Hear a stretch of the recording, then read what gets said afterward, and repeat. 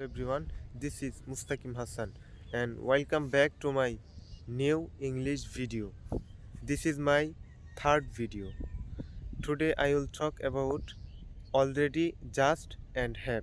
So right now I am standing my rice field. There are many fields of rice. I love village because there are many green trees, many small roads and everything. Let's go in our topic. So আমরা কখন already ব্যবহার করব এবং কখন just ব্যবহার করব এবং আমরা প্রেজেন্ট পারফেক্ট টেন্সে কেন আমরা হ্যাভ ব্যবহার করি, এই তিনটা বিষয় নিয়ে আজকে ক্লিয়ার করার চেষ্টা করব। তো আমরা অলরেডি তখনও ব্যবহার করতে হবে, ধরেন আপনার ক্লাস শুরু হবে 10টায়। তো আপনার স্যার কী করলো, 10টা বাজার 5 মিনিট আগে অর্থাৎ 9:55 এসে ক্লাস শুরু করে দিল।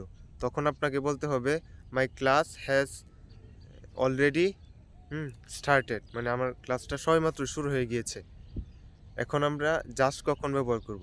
জাস্ট আমরা ব্যবহার করব ক্লাসটা যেহেতু আপনার 10টা থেকে শুরু হওয়ার কথা, ক্লাসটা আপনার স্যার 10টা বাজার 1 মিনিট পরে আসুক বা 5 মিনিট পরে আসুক বা 11টা বাজলে আসুক, আপনার স্যার যখনই আসবে, যখন ক্লাস শুরু করবে, তখন আপনি বলবেন my class has just started, মানে এইমাত্র শুরু হলো।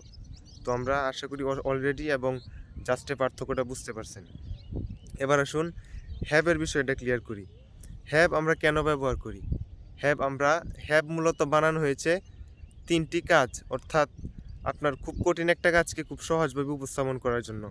যেমন আপনি বললেন আমার জুতাগুলো পরিষ্কার, আপনি একটা বিয়ে বাড়িতে যাবেন। সো আপনি বললেন যে আমার জুতাগুলো অপরিষ্কার ছিল, তারপর আমি আমার জুতাগুলো পরিষ্কার করেছি, এখন আমার জুতাগুলো কি পরিষ্কার। এই 3টা কথা, এটা হচ্ছে present indefinite tense, present continuous tense. আমি জুতাগুলো পরিষ্কার করতেছিলাম, এখন পরিষ্কার হয়েছে, প্রেজেন্ট পারফেক্ট টেন্স। এই 3টা টেন্সকে আমরা কিন্তু প্রেজেন্ট পারফেক্ট দিয়ে উপস্থাপন করতে পারি। যেমন মাই শুজ ওয়ার ডার্টি, আমার জুতাগুলো অপরিষ্কার ছিল, এটা হচ্ছে প্রেজেন্ট ইনডিফিনিট টেন্স। এখন প্রেজেন্ট কন্টিনিউয়াস হচ্ছে আই ক্লিন মাই শুজ। তো এখানে হচ্ছে আমি আমার জুতাগুলো পরিষ্কার করেছি। তো এখন আমরা কি বলবো যে আমার জুতাগুলো এখন পরিষ্কার, এটা হচ্ছে present perfect tense. My shoes আর কি হবে, এখানে হবে ক্লিন, আমার জুতাগুলো এখন পরিষ্কার।